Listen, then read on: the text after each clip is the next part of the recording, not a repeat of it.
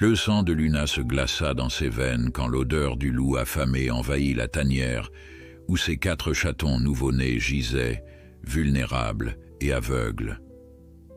Ce qui aurait dû être une sentence de mort imminente se transforma en un instant qui défia tout ce que la nature sauvage avait établi depuis des millénaires. Avant de continuer, n'oublie pas de t'abonner à la chaîne, d'aimer la vidéo et de commenter depuis quelle partie du monde tu nous regardes. Allons-y. Dans les profondeurs silencieuses de la forêt des Vosges, là où les rayons du soleil peinent à percer l'épais feuillage, une vie secrète se déroule loin des regards humains. C'est dans ce sanctuaire sauvage qu'une femelle lynx roux, majestueuse créature aux yeux perçants, avait choisi d'établir son refuge. Svelte et puissante, sa fourrure fauve tachetée se fondait parfaitement dans les tons dorés et rougeâtres du sous-bois automnal.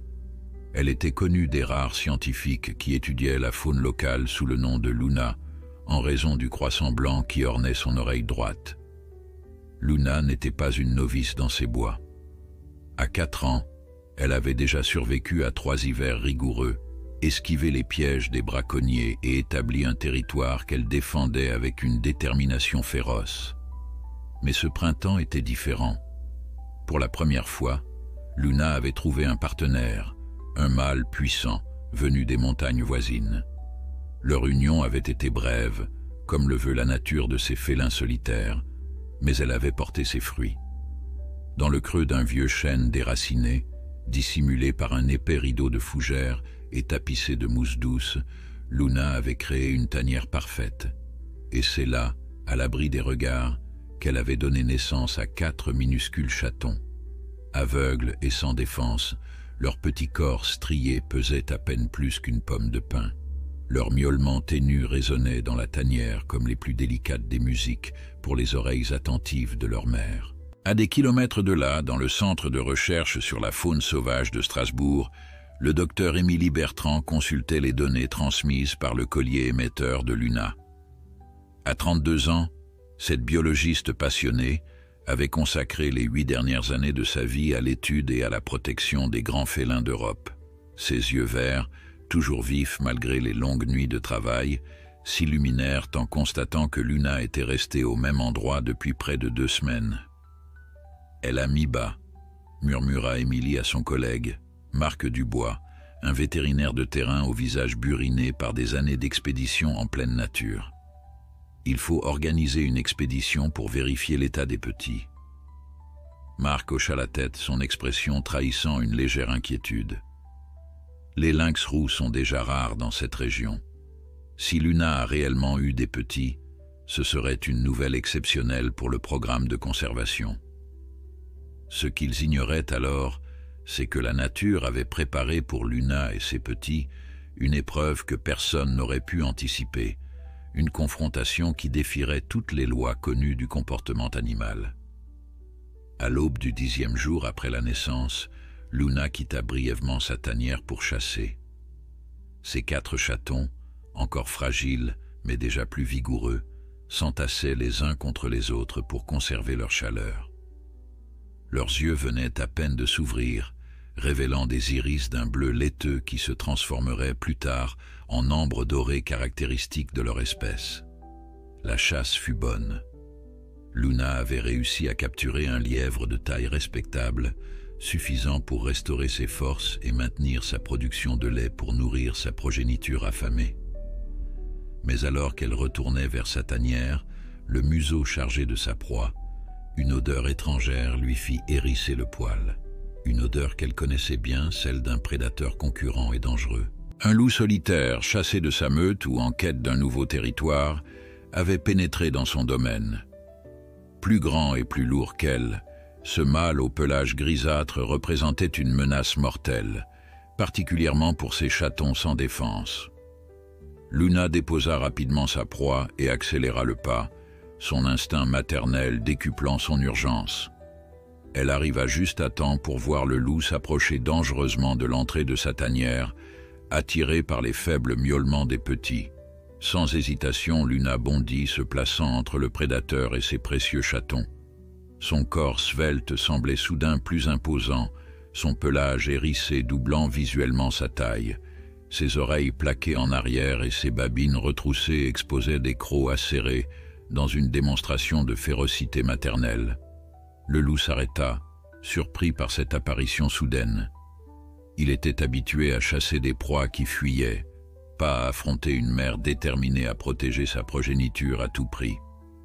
Pendant un instant qui sembla s'étirer indéfiniment, les deux prédateurs se jaugèrent, figés dans une tension palpable qui électrisait l'air de la forêt.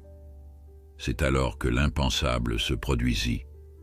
Au lieu de battre en retraite face à la menace, Luna fit quelque chose d'extraordinaire.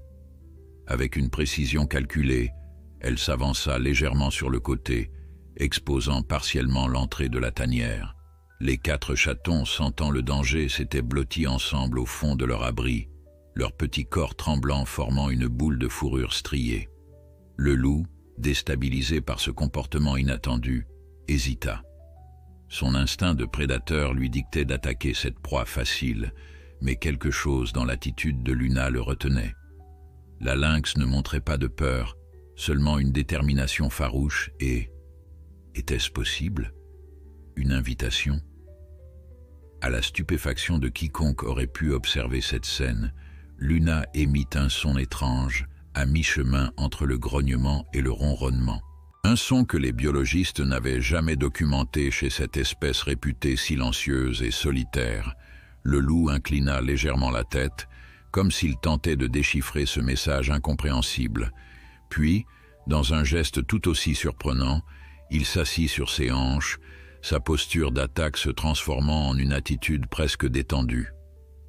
Ce qui se passa ensuite défia toutes les lois connues du comportement animal sauvage.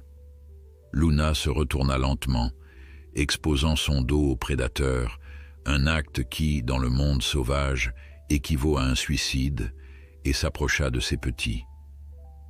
D'un mouvement doux, elle poussa le plus robuste des chatons, un mâle au pelage particulièrement foncé, vers l'entrée de la tanière. Le chaton tituba maladroitement, ses pattes encore mal assurées peinant à le porter. Il leva son museau minuscule, reniflant l'air chargé de l'odeur du loup.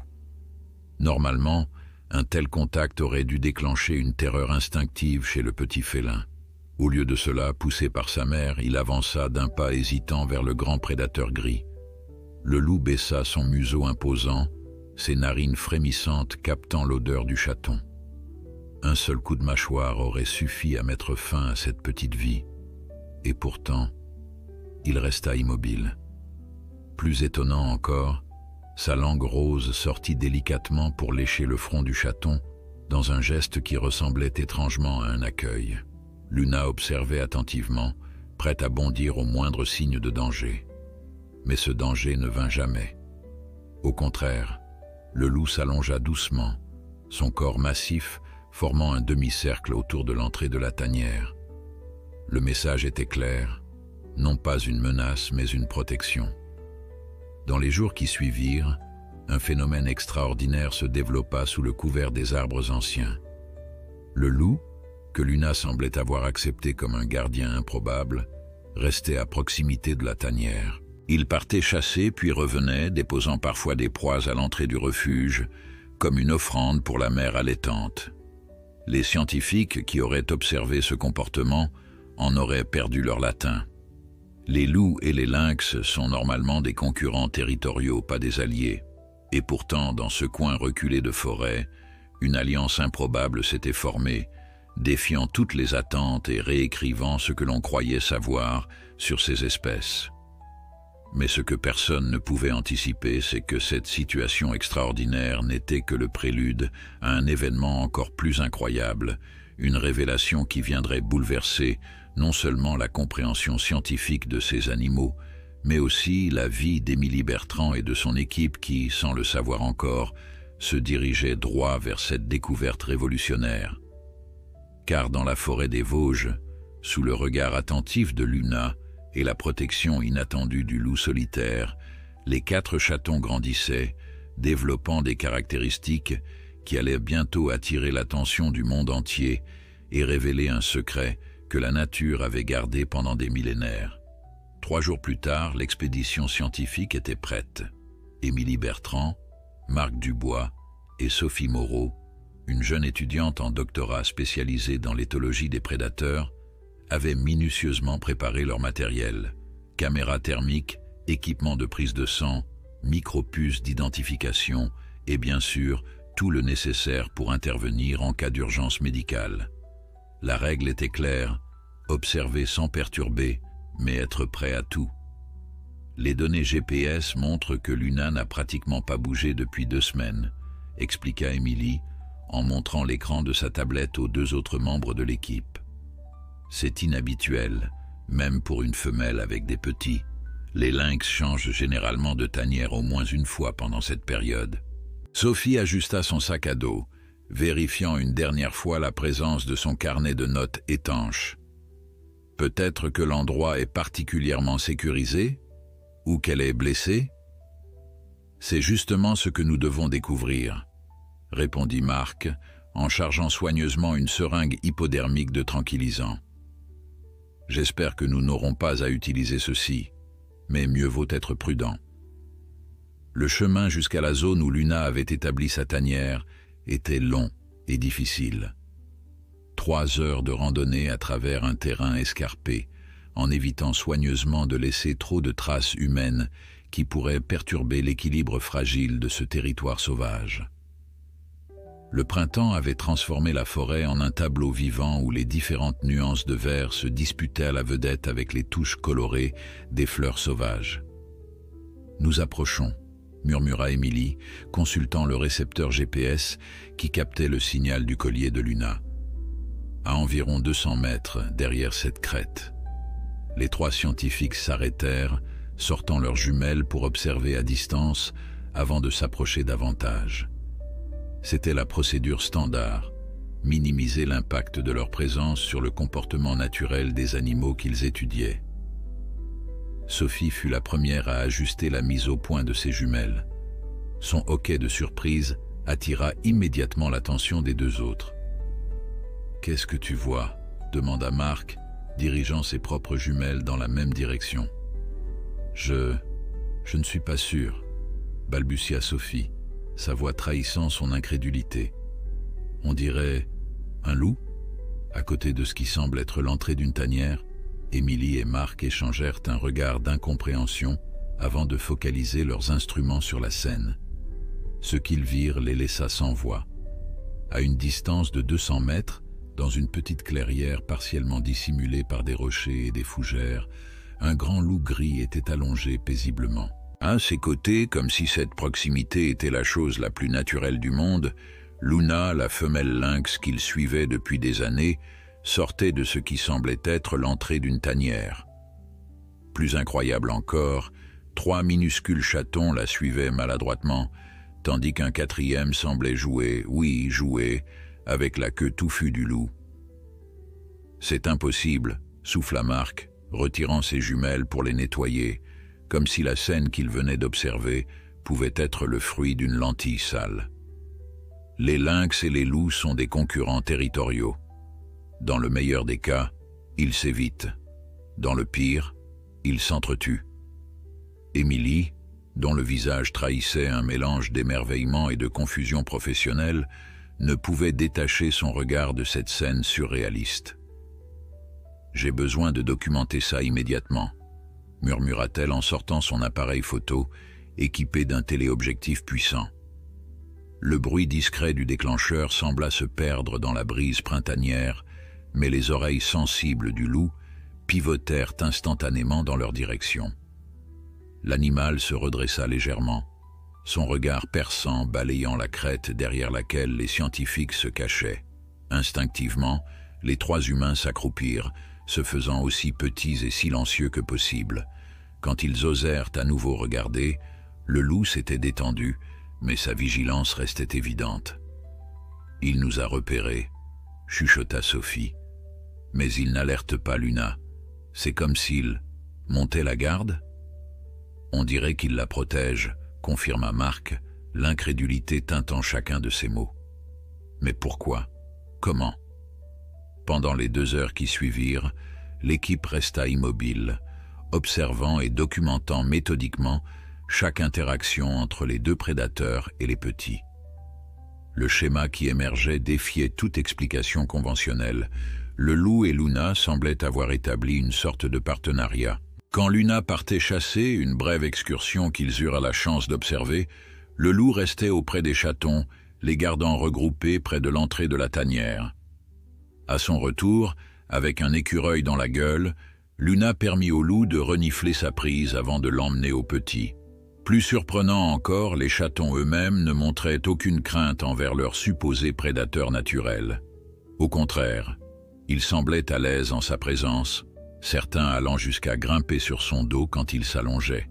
« Il faut installer des caméras », décida finalement Émilie. Cette découverte pourrait révolutionner tout ce que nous pensons savoir sur les relations interspécifiques chez les prédateurs. Le soleil commençait à décliner quand ils décidèrent de se retirer pour revenir avec plus d'équipement. Leur retour au centre de recherche fut animé par des théories et des hypothèses, chacune semblant plus improbable que la précédente. Peut-être que le loup a perdu sa meute et cherche instinctivement à en reformer une, suggéra Sophie, tandis qu'ils chargeaient leur matériel dans le 4x4. Marc secoua la tête. Les loups cherchent leur propre espèce pour cela. Et Luna aurait dû attaquer immédiatement pour protéger ses petits. À moins que... Émilie s'interrompit, une idée folle prenant forme dans son esprit scientifique pourtant rigoureux. Et si ce loup particulier avait un lien avec Luna? Pas génétiquement, bien sûr, mais comportementalement? Le silence qui suivit cette suggestion était lourd de possibilités. De retour au centre, les 3 chercheurs passèrent une partie de la nuit à analyser les photos et à consulter la littérature scientifique existante. Y avait-il des précédents? Des cas similaires documentés ailleurs? « Regardez ceci », appela Sophie, pointant vers un article scientifique presque oublié datant des années 1980. Une observation non confirmée en Pologne, un lynx boréal et un loup observés chassant dans le même territoire sans hostilité apparente. L'étude a été rejetée par manque de preuves suffisantes.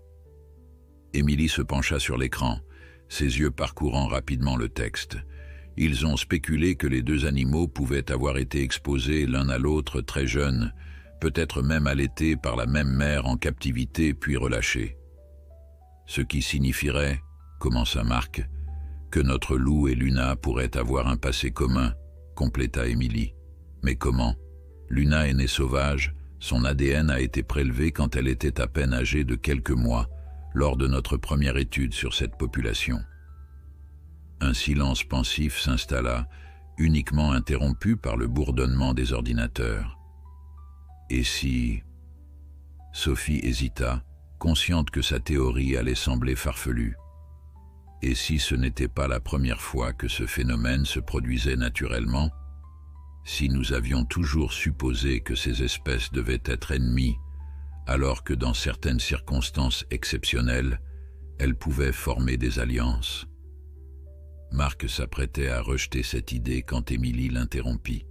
« Attendez, regardez cette photo en particulier. » Sur l'écran, un gros plan montrait le loup léchant délicatement la tête d'un des chatons. Ce comportement, typique des soins parentaux chez les canidés, était appliqué à un petit félin avec une tendresse évidente. « Je pense, » dit lentement Émilie, « que nous devons envisager une hypothèse radicale. Ce loup, pour une raison que nous ignorons encore, a développé un comportement protecteur envers Luna et sa progéniture, pas par confusion d'espèces, mais par une forme d'alliance délibérée. » Le lendemain matin, l'équipe retourna sur le site, cette fois équipée de caméras de surveillance discrètes qu'ils installèrent stratégiquement autour de la tanière, suffisamment loin pour ne pas perturber les animaux, mais assez proches pour capturer leurs interactions. Ce qu'ils découvrirent au cours des jours suivants dépassa leurs attentes les plus folles. Non seulement le loup et Luna coexistaient pacifiquement, mais ils semblaient avoir développé une forme de communication. des subtils mouvements d'oreilles de Luna étaient systématiquement suivis par un changement de position du loup. Quand un des chatons s'aventurait trop loin, le loup le ramenait doucement vers la tanière, le poussant délicatement avec son museau comme l'aurait fait un parent loup avec son propre petit.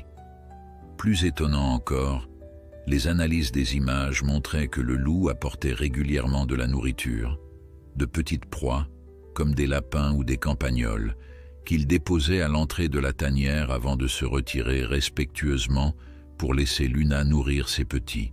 « C'est comme s'il avait adopté cette famille », murmura Sophie, en visionnant les séquences vidéo une semaine plus tard, ou comme si Luna l'avait accepté comme coparent. Émilie, qui avait passé des heures à consulter des experts du monde entier via des vidéoconférences, hocha lentement la tête. Ce que nous observons ici pourrait être un cas unique d'adoption interspécifique à l'état sauvage. Quelque chose qui remet en question tout ce que nous pensions savoir sur la territorialité et la compétition entre prédateurs. Mais ce qu'ils ignoraient encore, c'est que le véritable mystère, la vraie raison de cette alliance improbable, se cachait dans le passé de ces deux animaux. Un passé qui allait bientôt refaire surface, révélant une histoire encore plus extraordinaire que ce qu'ils avaient pu imaginer. La découverte de ce phénomène extraordinaire commençait à attirer l'attention au-delà du petit cercle des chercheurs de Strasbourg. Émilie avait prudemment partagé quelques images sélectionnées avec des collègues de confiance, et la nouvelle s'était répandue comme une traînée de poudre dans la communauté scientifique. Désormais, chaque matin apportait son lot de demandes d'informations, d'offres de collaboration et même de propositions de financement pour approfondir l'étude de ce cas unique. National Geographic a appelé 3 fois ce matin, soupira Marc en déposant une tasse de café sur le bureau encombré d'Émilie, et 2 chaînes de télévision, sans parler des demandes d'accès au site qui s'accumulent. Émilie massa ses tempes, fatiguée mais déterminée. Nous ne pouvons pas transformer cet endroit en cirque médiatique. Luna, ses petits et notre loup mystérieux méritent mieux que ça. À propos du loup, intervint Sophie en entrant dans le bureau, son ordinateur portable sous le bras. J'ai peut-être trouvé quelque chose d'intéressant. Elle posa son ordinateur devant Émilie et ouvrit un fichier de la base de données nationale sur les prédateurs. J'ai passé en revue tous les signalements de loups solitaires dans la région ces dernières années. Il y a 3 ans, un programme de réintroduction mené par nos collègues allemands a relâché 8 loups équipés de colliers émetteurs dans la forêt noire. Ce n'est pas si loin de notre site, nota Marc, soudainement intéressé. Exactement. Et l'un de ces loups, identifié comme GL237, a disparu des radars peu après sa libération. Les chercheurs ont supposé que son collier avait cessé de fonctionner ou qu'il avait peut-être été braconné. Émilie se pencha davantage, examinant la fiche du loup disparu. Mâle, 2 ans au moment du relâché, donc environ 5 ans maintenant. Ça correspondrait à l'âge estimé de notre visiteur mystérieux. Il y a plus, continua Sophie, faisant défiler l'écran jusqu'à une section intitulée « Historique de réhabilitation ». GL237, qu'ils avaient surnommé « Gris », a été trouvé orphelin à l'âge de quelques semaines seulement. Il a été élevé dans un centre de réhabilitation avant d'être préparé pour son retour à l'état sauvage. Marc croisa les bras, comprenant où Sophie voulait en venir. « Tu penses que notre loup et ce GL237 sont le même animal ?»« C'est possible, » acquiesça Sophie. « Mais ce qui est vraiment intéressant, c'est ceci. » Elle ouvrit un autre fichier, cette fois-ci provenant des archives du centre de réhabilitation allemand. Pendant sa première année au centre, GL237 n'était pas le seul orphelin. Ils avaient également recueilli plusieurs autres espèces, dont un lynx roux, termina Émilie dans un souffle, comprenant soudain l'implication de cette découverte. Une femelle lynx roux, pour être précise, confirma Sophie. Identifiée comme LR42, trouvée déshydratée et affamée après une tempête particulièrement violente. Elle avait environ 2 mois lors de son sauvetage. Les trois scientifiques échangèrent des regards stupéfaits, la même question brûlant sur leurs lèvres. Est-ce possible que LR42 soit Luna? Articula finalement Marc, donnant voix à leur pensée commune. Émilie se leva brusquement, parcourant la pièce de long en large.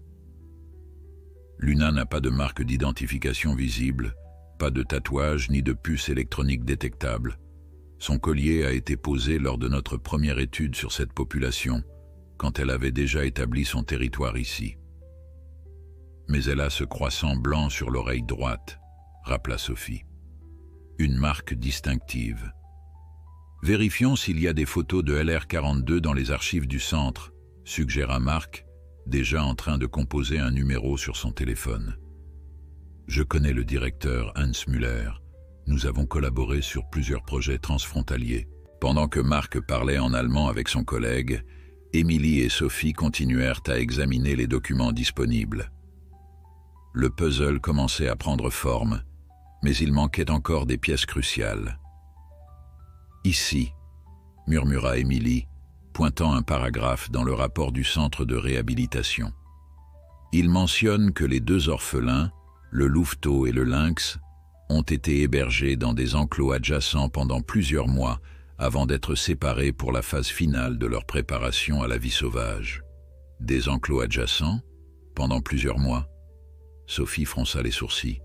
Ce n'est pas la procédure standard. Normalement, on évite tout contact entre espèces différentes. Apparemment, il manquait d'espace après une saison particulièrement difficile qui avait amené de nombreux orphelins. C'était une solution temporaire qui s'est prolongée. Marc raccrocha, son visage illuminé par l'excitation. Hans m'envoie toutes les archives concernant GL237 et LR42. Il est aussi surpris que nous par cette possible réunion. Selon lui, ces deux-là avaient développé ce qu'il appelle une relation de fratrie inhabituelle pendant leur séjour. Les soigneurs avaient même remarqué qu'ils jouaient ensemble à travers la clôture qui séparait leurs enclos. Une imprégnation interspécifique, murmura Émilie. C'est extrêmement rare, mais pas sans précédent en captivité. Cependant qu'elle persiste après plusieurs années de vie sauvage séparée. C'est révolutionnaire, compléta Sophie. Mais comment confirmer que Luna est bien LR42? Et comment GL237 l'aurait-il retrouvé après toutes ces années? La réponse à leur première question arriva par email moins d'une heure plus tard. Hans avait envoyé un dossier complet, incluant des dizaines de photographies des deux animaux pendant leur réhabilitation. Sur l'une d'elles, une jeune lynx fixait l'objectif, sa petite tête inclinée de manière curieuse. Et là, parfaitement visible, le croissant blanc caractéristique ornait son oreille droite. « C'est elle », souffla Émilie, comparant cette image avec leur propre photographie de Luna. « C'est Luna. » « Mais comment ont-ils pu se retrouver ?» insista Marc. « Les loups peuvent parcourir d'énormes distances, certes, mais comment auraient-ils pu la localiser spécifiquement ?» Sophie, qui continuait à parcourir les documents envoyés par Hans, leva soudain la tête. « Je crois que j'ai trouvé. » Selon ses notes, les deux animaux avaient développé une vocalisation particulière entre eux, un appel que les soigneurs n'avaient jamais entendu chez d'autres spécimens de leurs espèces respectives. « Un langage privé », murmura Émilie fascinée, comme des jumeaux humains qui développent parfois leur propre dialecte. Les archives mentionnent que LR42, Luna, a été relâchée dans cette région précisément parce qu'une population établie de lynx roux y avait été identifiée. Quant à GL237, il a simplement suivi son instinct, compléta Marc. Peut-être a-t-il entendu son appel lors d'une de ses patrouilles territoriales? Un nouveau silence s'installa, chacun absorbant les implications extraordinaires de cette découverte. Ce n'était pas seulement une anomalie comportementale qu'ils observaient, mais la continuation d'un lien formé dans l'adversité, un lien qui avait survécu à la séparation, à la réadaptation à la vie sauvage et aux années passées dans des mondes différents. « Nous devons retourner sur le site », décida finalement Émilie. Maintenant que nous comprenons mieux la nature de leur relation, nous pourrons interpréter leur comportement avec un nouveau regard. 2 jours plus tard, les 3 chercheurs étaient de retour à leur poste d'observation. Cette fois, ils avaient apporté un équipement encore plus sophistiqué. Des microphones directionnels pour capturer les vocalisations, une caméra thermique pour observer les interactions nocturnes, et même un drone miniature équipé d'une caméra haute définition pour des vues aériennes discrètes.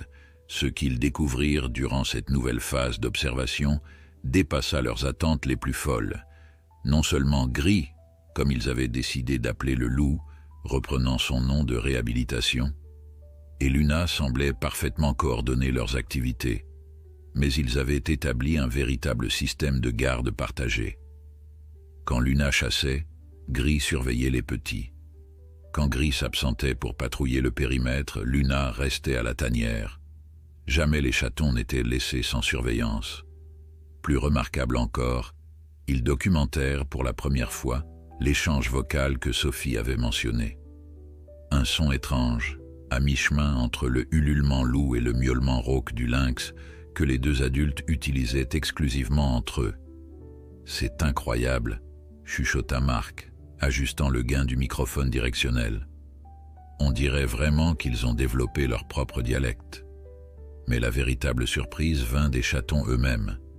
À mesure qu'ils grandissaient et devenaient plus actifs, les scientifiques purent observer comment ils interagissaient avec leurs 2 figures parentales si différentes. « Regardez ça », murmura Sophie, pointant vers la tanière où les 4 petits jouaient sous le soleil printanier. Ils imitent à la fois les comportements félins et canins. En effet, les chatons alternaient entre des comportements typiquement félins, se lécher les pattes pour se nettoyer, se déplacer avec la démarche caractéristique des prédateurs embusqués, et des comportements clairement inspirés par Gris, creuser avec leurs pattes avant à la manière des loups, ou encore émettre de minuscules hurlements maladroits qui ressemblaient plus à des jappements qu'à des miaulements. C'est de l'apprentissage social interspécifique, expliqua Émilie, son carnet de notes se remplissant rapidement. Ces chatons grandissent avec 2 modèles comportementaux distincts et semblent intégrer des éléments des 2. Ce qui les frappa également, c'était la façon dont Gris adaptait son comportement face aux petits. Avec une délicatesse surprenante pour un prédateur de sa taille, il modulait sa force lors des jeux, se couchant sur le dos pour permettre au chaton d'escalader son ventre, tout comme le ferait une mère louve avec ses louveteaux. Il les traite vraiment comme les siens, observa Marc, visiblement ému par cette scène. Ce n'est pas juste de la tolérance ou une alliance pragmatique, c'est de l'affection. Mais alors que les scientifiques s'émerveillaient de cette harmonie improbable, aucun d'entre eux ne pouvait deviner que cette famille recomposée sauvage allait bientôt faire face à un danger que ni les crocs acérés de Luna, ni la force imposante de Gris ne pourraient peut-être repousser. La nouvelle de cette découverte extraordinaire ne pouvait rester confinée au petit cercle des scientifiques très longtemps. Malgré les efforts d'Émilie pour limiter la diffusion des informations, un email contenant quelques images de Luna, Gris et les chatons avait fuité et se retrouvait maintenant partagé dans des groupes spécialisés sur les réseaux sociaux. En quelques jours seulement, ce qui devait rester une étude discrète était devenu un phénomène viral. « C'est une catastrophe », gémit Émilie en parcourant les dizaines d'articles qui fleurissaient sur Internet. Ils appellent déjà ça le miracle de la forêt des Vosges. Certains sites parlent même d'une preuve que la paix entre espèces est possible, comme si ces animaux sauvages voulaient nous donner une leçon de morale. Marc, plus pragmatique, était déjà au téléphone avec les autorités locales. Nous avons besoin d'une zone d'exclusion immédiate, au moins 3 kilomètres autour du site. Oui, je comprends les implications touristiques, mais ces animaux sont protégés par la loi. Sophie, quant à elle, scrutait les dernières images capturées par leurs caméras de surveillance. Le problème, c'est que nous ne sommes plus les seuls à les observer, dit-elle en pointant une séquence montrant un flash d'appareil photo à la périphérie du cadre. Des photographes amateurs ont déjà localisé le site.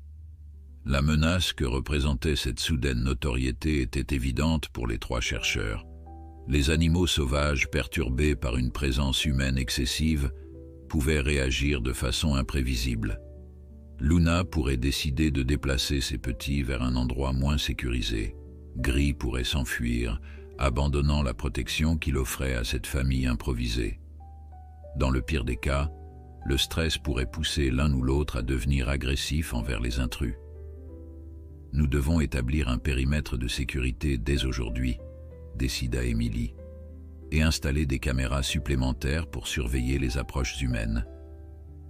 Pendant que l'équipe s'organisait pour protéger leur sujet d'étude, à quelques kilomètres de là, dans un petit village en lisière de forêt, un autre type de réunion avait lieu. Antoine Mercier n'était pas un homme patient. À 58 ans, ce chasseur endurci avait passé sa vie à parcourir les forêts des Vosges, souvent en marge de la légalité. Les rumeurs d'un loup solitaire rôdant dans son territoire de chasse l'avaient déjà mis en colère, mais les récentes nouvelles d'une famille de lynx sous protection scientifique l'avaient fait sortir de ses gonds. Encore ces écologistes de malheur qui nous empêchent de vivre, grommela-t-il en servant une nouvelle tournée de rouge à ses 3 compagnons attablés dans son garage, transformés en repères de chasse. D'abord, ils réintroduisent ces prédateurs, ensuite ils nous interdisent d'y toucher et maintenant ils veulent fermer toute la zone de la forêt? J'ai vu les photos sur Facebook, répondit Julien, le plus jeune du groupe, manipulant son smartphone d'une main et son verre de l'autre. C'est quand même incroyable, un loup et un lynx qui élèvent des petits ensemble. Antoine cracha par terre. Incroyable, c'est contre nature, oui. Ces bestioles sont en train de voler le gibier que nos grands-pères chassaient déjà.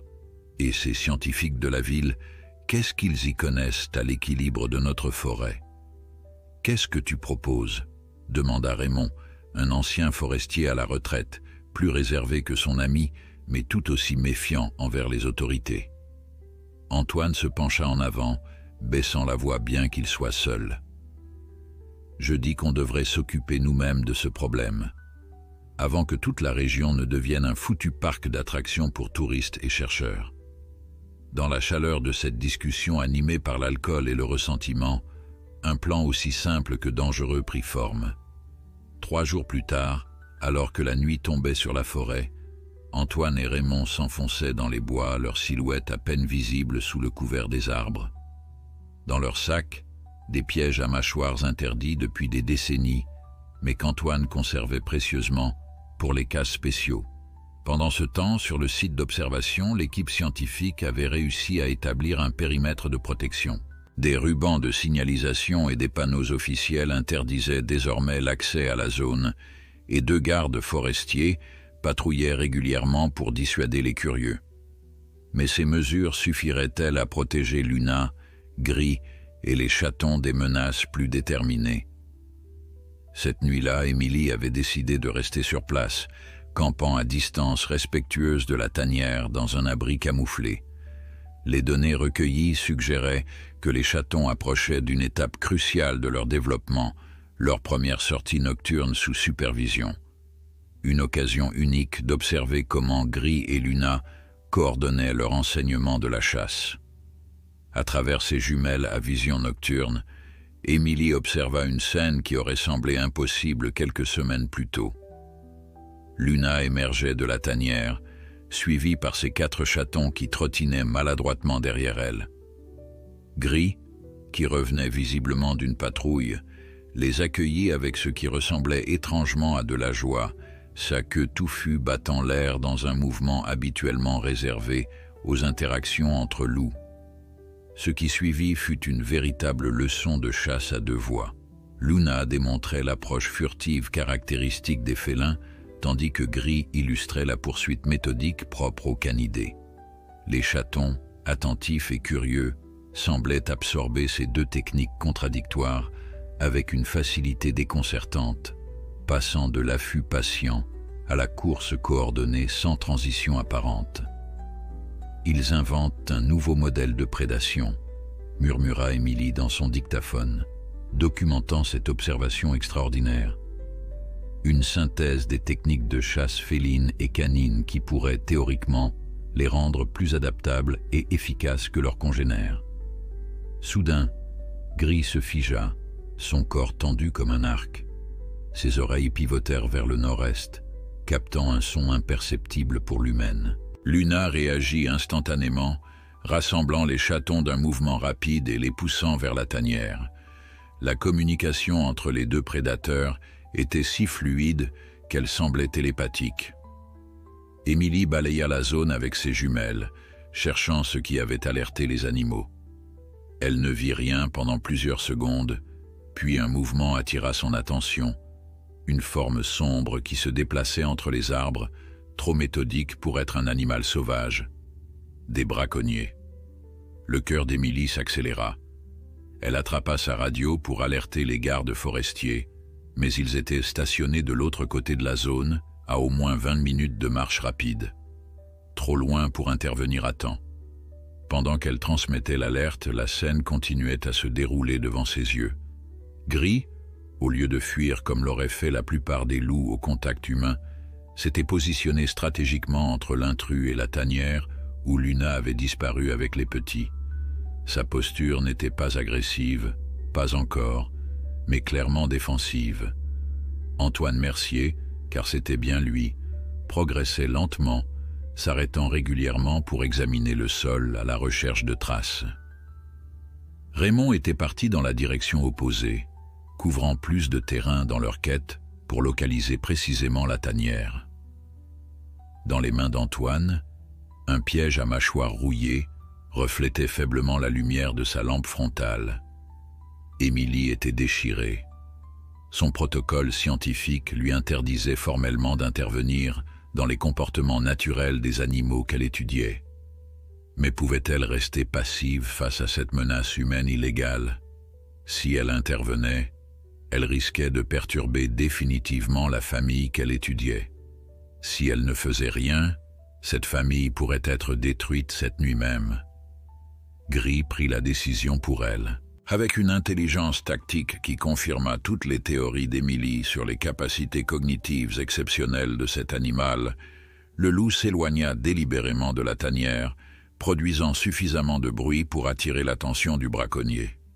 Antoine pivota immédiatement, son visage s'illuminant d'un sourire prédateur quand il aperçut la silhouette du loup entre les arbres. « Te voilà enfin », murmura-t-il, posant son piège pour saisir son fusil. Émilie réalisa avec horreur ce qui se passait. Gris attirait délibérément le danger loin de Luna et des petits, se mettant lui-même en péril. Un sacrifice que même les plus ardents défenseurs du comportement animal auraient eu du mal à expliquer par le simple instinct. Sa décision fut prise en une fraction de seconde. Abandonnant son poste d'observation, elle se précipita dans la direction d'Antoine, actionnant la sirène d'alarme qu'elle transportait en cas d'urgence. Le hurlement strident déchira le silence de la forêt, faisant sursauter le braconnier qui lâcha presque son arme sous l'effet de la surprise. « Police forestière !» cria Émilie, bluffant délibérément. « Posez votre arme immédiatement. » Antoine hésita, son regard passant du loup qui s'éloignait déjà à cette silhouette humaine qui émergeait des ténèbres. Puis, avec un juron étouffé, il fit demi-tour et s'enfonça dans la forêt, abandonnant son piège dans sa fuite précipitée. Lorsque les véritables gardes forestiers arrivèrent, essoufflés et désorientés par l'obscurité, Émilie leur raconta une version légèrement modifiée des événements, omettant délibérément son intervention directe. Une simple patrouille de routine qui avait surpris des braconniers, rien de plus. Mais alors qu'elle retournait à son poste d'observation, une pensée troublante l'accompagnait. Pour la première fois de sa carrière, elle avait enfreint le principe cardinal de la non-intervention scientifique. Et plus troublante encore, elle ne le regrettait pas. Ce qu'elle découvrit en reprenant son observation nocturne la laissa sans voix. Gris était revenu à la tanière et, dans une scène d'une intimité presque dérangeante pour un regard scientifique, Luna le nettoyait, léchant méthodiquement son pelage, comme elle l'aurait fait pour un de ses petits. Un comportement de réconfort entre deux espèces que tout aurait dû séparer. Cette nuit avait changé quelque chose en Émilie. Ce n'était plus seulement une étude fascinante, sur un comportement animal anormal. C'était devenu une responsabilité, une mission. Ces animaux ne représentaient pas simplement des données pour un article scientifique, ils étaient devenus l'incarnation vivante d'une possibilité que personne n'avait osé imaginer.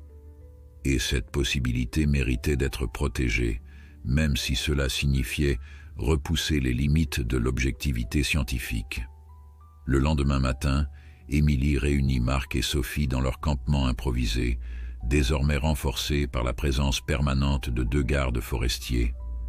L'incident de la nuit précédente avait changé la donne. Ce qui était jusqu'alors une étude scientifique passionnante venait de se transformer en mission de protection. « Nous ne pouvons plus nous contenter d'observer », déclara Émilie, les traits tirés par une nuit blanche, mais le regard déterminé. « Ces braconniers reviendront, c'est certain, et la prochaine fois, ils seront mieux préparés. » Marc hocha gravement la tête. « J'ai contacté la préfecture. Ils envisagent de classer temporairement la zone comme réserve naturelle d'urgence, ce qui permettrait de renforcer considérablement les mesures de protection. » « Combien de temps cela prendra-t-il » demanda Sophie, qui triait les images capturées pendant la nuit par leurs caméras automatiques. « 2 semaines au minimum, soupira Marc. La bureaucratie a ses limites, même face à une découverte révolutionnaire. Émilie se massa les tempes, réfléchissant intensément. Nous n'avons pas 2 semaines. Pas après ce qui s'est passé hier soir. Nous devons agir maintenant. Sa décision fut aussi audacieuse qu'inattendue, transformer leur étude discrète en un phénomène médiatique contrôlé. Si le monde entier avait les yeux rivés sur cette famille improbable, les braconniers auraient beaucoup plus de difficultés à agir. C'était risqué. La présence humaine accrue pourrait perturber les animaux, mais moins risqué que l'alternative. En 48 heures, une opération médiatique savamment orchestrée fut mise en place. Une conférence de presse tenue à Strasbourg révéla officiellement au monde l'existence de cette famille hybride extraordinaire. Des images soigneusement sélectionnées montraient Gris et Luna coopérant pour élever les chatons, sans révéler l'emplacement exact de la tanière. L'histoire du sauvetage de ces 2 orphelins, leur lien formé en captivité puis miraculeusement maintenu à l'état sauvage, captiva immédiatement l'imagination du public. Nous assistons peut-être à l'émergence d'une nouvelle forme de coopération interspécifique, expliqua Émilie, devant une forêt de micros et de caméras. Ces animaux remettent en question tout ce que nous pensions savoir sur les relations entre prédateurs concurrents. La stratégie fonctionna au-delà de leurs espérances. En quelques jours, l'incroyable famille de la forêt des Vosges faisait la une des journaux à travers l'Europe. Des équipes de documentaristes du monde entier demandaient l'autorisation de filmer. Des fonds pour la protection de la zone affluaient de diverses organisations de conservation. Et surtout, une présence policière renforcée rendait la zone pratiquement impénétrable pour les braconniers. Antoine Mercier et ses acolytes fulminaient devant leur télévision, mais n'osaient plus s'aventurer près du site, devenu le point focal d'une attention médiatique internationale. Pendant ce temps, à l'abri des regards curieux, la vie de cette famille extraordinaire suivait son cours. Les chatons, désormais âgés de presque 3 semaines, exploraient leur environnement avec une curiosité insatiable. Leurs yeux, d'abord d'un bleu laiteux, commençaient à prendre la teinte ambrée caractéristique des lynx adultes. Leur pelage, initialement uniforme, développait progressivement les motifs tachetés de leur espèce. Mais ce qui fascinait le plus l'équipe scientifique, c'était leur comportement. Contrairement aux jeunes lynx traditionnels, ces chatons montraient une sociabilité exacerbée, formant ce que Sophie avait commencé à appeler une mini-meute. Ils se déplaçaient en groupes coordonnés, communiquaient constamment par des vocalisations variées et pratiquaient des jeux qui semblaient combiner les techniques de chasse féline avec les stratégies de groupe typiques des loups. C'est comme s'ils inventaient leur propre culture, observa Sophie un matin, alors qu'ils regardaient les enregistrements nocturnes montrant les 4 petits organisant une embuscade élaborée pour capturer une feuille morte portée par le vent. Ils ne sont ni entièrement lynx, ni influencés uniquement par le comportement de Gris. Ils créent quelque chose de nouveau. Le plus étonnant était peut-être la façon dont Gris avait adapté ses méthodes d'enseignement.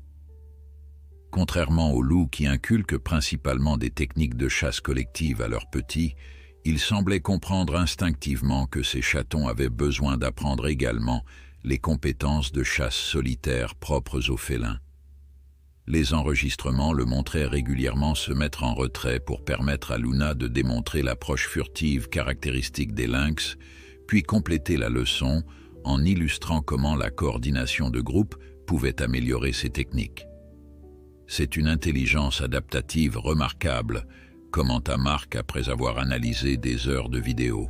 Il ne se contente pas d'appliquer ses propres instincts, il les modifie en fonction des besoins spécifiques de ses petits. 3 semaines après l'incident avec les braconniers, alors que le printemps cédait progressivement la place à l'été, un visiteur inattendu arriva au campement scientifique. Hans Müller, le directeur du centre de réhabilitation allemand où Gris et Luna avaient grandi, avait fait le voyage depuis la forêt noire, après avoir suivi avec fascination l'évolution de ses anciens pensionnaires. « Je n'aurais jamais imaginé que leur lien perdurerait », admit-il en parcourant les données collectées par l'équipe. Quand nous les avons relâchés séparément, c'était justement pour éviter toute dépendance interspécifique qui aurait pu compromettre leur réadaptation à la vie sauvage. Pourtant, cette dépendance semble avoir créé quelque chose d'unique, répliqua Emily. Une symbiose qui pourrait représenter un avantage évolutif dans certaines circonstances. Hans sortit de sa sacoche un vieux carnet usé, le journal d'observation qu'il avait tenu pendant la réhabilitation des 2 orphelins. « Il y a quelque chose que je n'ai jamais inclus dans les rapports officiels », confia-t-il en feuilletant les pages jaunies. « Quelque chose que je craignais voir interprété comme un anthropomorphisme naïf. » Il s'arrêta sur une page particulière et la tendit à Emily. Pendant une tempête particulièrement violente LR42, Luna a développé une terreur panique du tonnerre. Elle était inconsolable, au point que nous craignions pour sa santé. Rien ne fonctionnait pour la calmer jusqu'à ce que Gris intervienne, devina Emily. Hans acquiesça. D'une manière ou d'une autre, il a réussi à passer sous la clôture qui séparait leurs enclos. Nous l'avons retrouvé blotti contre Luna, qui s'était finalement endormie.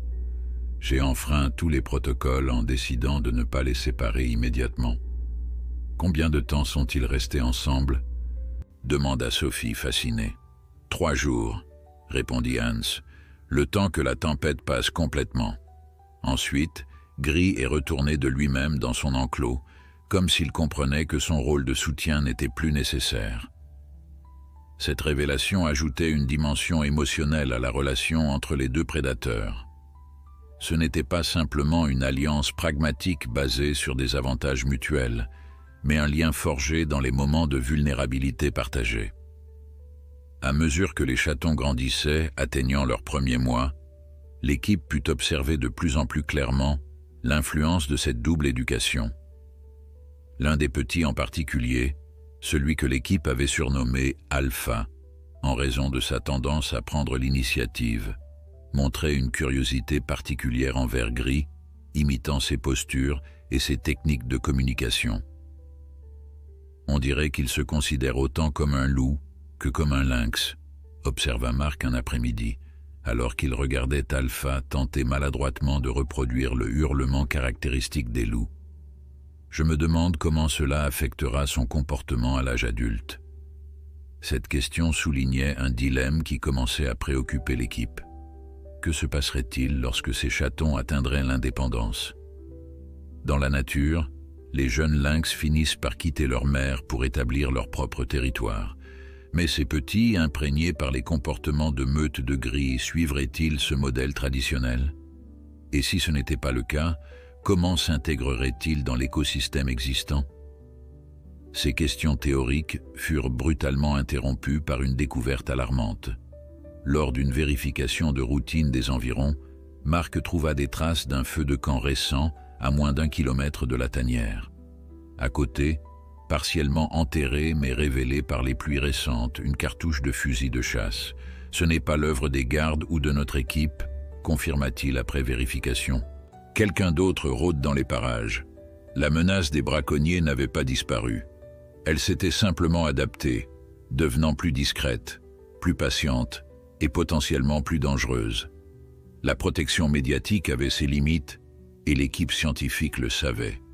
Ce soir-là, réunis autour d'une carte de la région, ils élaborèrent un nouveau plan. La sécurité passive ne suffisait plus. Il était temps d'utiliser la technologie pour anticiper les menaces, plutôt que simplement les documenter. L'aube se levait à peine lorsque Sophie termina d'installer le dernier capteur de mouvement. Un réseau sophistiqué de surveillance couvrait désormais un périmètre de 3 km autour de la tanière, transformant cette portion de forêt en une forteresse technologique invisible. Chaque intrusion humaine déclencherait une alerte instantanée sur leur téléphone et ceux des gardes forestiers. « Système activé », annonça-t-elle en rejoignant Émilie et Marc au campement. « Désormais, personne ne pourra approcher sans que nous le sachions. » Marc, qui finalisait l'installation d'une antenne satellite pour améliorer leur connexion Internet, hocha la tête avec satisfaction. « Parfait. J'ai aussi terminé de mettre en place les caméras à détection thermique. Elles fonctionnent même dans l'obscurité totale. » Cette débauche de technologie représentait un investissement considérable, rendu possible par une subvention d'urgence de l'Institut européen pour la conservation des espèces menacées. L'histoire de Luna et Gris avait ému les dirigeants de l'organisation au point qu'ils avaient débloqué des fonds en un temps record. « Tout cela est nécessaire », confirma Émilie, en vérifiant les premières images transmises par les nouvelles caméras. « Mais n'oublions pas que notre mission principale reste scientifique. Nous devons continuer à documenter cette situation exceptionnelle avec la même rigueur. » À mesure que les jours passaient, les chatons approchaient de leur 6e semaine de vie, une période cruciale dans le développement des jeunes lynx. Normalement, c'était l'âge auquel ils commençaient à accompagner leur mère lors de courtes excursions de chasse, apprenant par l'observation les techniques qui feraient d'eux des prédateurs efficaces. Mais comme pour tout ce qui concernait cette famille atypique, le processus d'apprentissage prenait une forme unique. Les enregistrements montraient désormais clairement que Luna et Gris avaient développé une méthode d'enseignement complémentaire. Chaque matin, Luna emmenait 2 des chatons explorer les environs immédiats, leur montrant comment se déplacer silencieusement, se camoufler dans la végétation et repérer les proies potentielles. Pendant ce temps, Gris restait avec les 2 autres, généralement à proximité de la tanière, leur inculquant des compétences différentes, creuser pour déloger des proies, suivre une piste olfactive, communiquer par des subtils mouvements d'oreilles et de queue. L'après-midi, ils échangèrent les groupes, s'assurant que chaque chaton bénéficiait des 2 types d'enseignement. Cette coordination délibérée stupéfiait les scientifiques. C'est comme s'ils avaient consciemment élaboré un programme éducatif, s'émerveilla Sophie, en compilant ses observations. Ils comprennent que ces petits ont besoin d'acquérir à la fois les compétences des lynx et celles des loups. Ce qui m'intrigue, ajouta Marc, c'est qu'ils semblent avoir identifié les forces naturelles de chaque chaton et adapté leur enseignement en conséquence. En effet, Alpha, le plus aventureux des 4, passait plus de temps avec Gris, développant des aptitudes sociales et de chasse coordonnées qui rappelaient celles des loups. Soleil, la femelle au pelage particulièrement clair, montrait une affinité pour les techniques d'embuscade de Luna. Ombre, le plus petit mais aussi le plus agile, excellait dans l'art du camouflage. Quant à Nova, la dernière femelle, elle semblait développer une combinaison équilibrée des 2 styles, comme un pont vivant entre les méthodes de ses 2 parents adoptifs. Un matin, alors que l'équipe vérifiait les enregistrements nocturnes, une séquence particulière attira leur attention. Vers minuit, un renard s'était approché de la tanière, probablement attiré par l'odeur des restes de repas. En temps normal, un tel intrus aurait été immédiatement chassé par Luna ou Gris. Mais cette nuit-là, quelque chose d'extraordinaire s'était produit. Les 4 chatons, réveillés par l'intrusion, avaient émergé de la tanière et, au lieu de se cacher ou d'appeler leurs parents, s'étaient positionnés en formation coordonnée. Alpha en tête, ils avaient exécuté une manœuvre d'intimidation complexe, hérissant leur fourrure, arquant leur dos et produisant un mélange de sifflements félins et de grognements qui rappelaient étrangement ceux d'un loup. Le renard, visiblement décontenancé par ce comportement inattendu, avait battu en retraite sans demander son reste.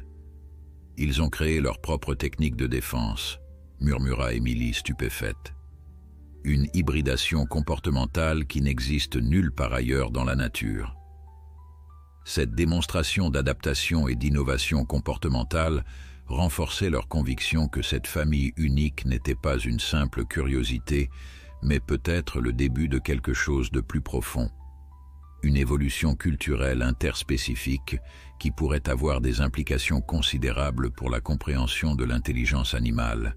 Mais tandis que l'équipe s'émerveillait des progrès des chatons, une ombre planait toujours sur leur avenir. Le système de surveillance avait déjà repéré plusieurs tentatives d'intrusion, heureusement repoussées par l'intervention rapide des gardes forestiers. Antoine Mercier et ses complices n'avaient pas renoncé, devenant simplement plus prudents et méthodiques dans leurs approches. Ce jeu du chat et de la souris entre protecteurs et braconniers semblait pouvoir durer indéfiniment, jusqu'à ce qu'un événement inattendu vienne bouleverser cet équilibre précaire. Un matin, alors que l'équipe prenait son petit déjeuner au campement, leur système d'alerte s'activa. Mais ce n'était pas une intrusion humaine qui avait déclenché les capteurs. Sur les écrans de contrôle, ils observèrent avec une inquiétude croissante l'arrivée d'un groupe de 4 loups adultes à la périphérie de la zone surveillée. Une meute, souffla Marc. Probablement celle dont Gris s'est séparé, ou une meute concurrente explorant de nouveaux territoires. Cette nouvelle présence représentait un danger potentiel bien plus grand que celui des braconniers. Les loups sauvages tolèrent rarement les solitaires sur leur territoire, et la présence de jeunes lynx pourrait déclencher un instinct prédateur. « Nous devons alerter les gardes », commença Sophie, mais Émilie l'arrêta d'un geste. « Attendez, regardez comment Gris réagit. » Sur l'écran, ils virent le loup solitaire qui avait détecté la présence de ses congénères bien avant les capteurs électroniques. Mais sa réaction n'était pas celle de la peur ou de l'agression défensive qu'ils auraient pu anticiper. Au contraire, il s'était positionné à environ 500 mètres de la tanière, dans une clairière visible, et avait émis un long hurlement, non pas un cri d'alarme, mais ce qui semblait être un appel. Luna, qui était sortie chasser avec Alpha et Soleil, avait immédiatement fait demi-tour, ramenant les petits à la tanière avant de rejoindre Gris dans la clairière. Les 2 autres chatons, Ombre et Nova, restaient cachés dans la sécurité de leur abri, protégés par l'épaisse végétation et les rochers. « Ils ont un plan », murmura Émilie fascinée. « Ils ont anticipé cette éventualité. » Pendant les heures qui suivirent, l'équipe observa une séquence d'événements qui défiait toute explication conventionnelle du comportement animal. Gris et Luna, côte à côte dans la clairière, semblaient attendre délibérément l'arrivée de la meute. Lorsque les 4 loups émergèrent finalement des sous-bois, tous les scénarios catastrophes que les scientifiques avaient imaginés semblèrent soudain possibles. La tension était palpable même à travers les écrans.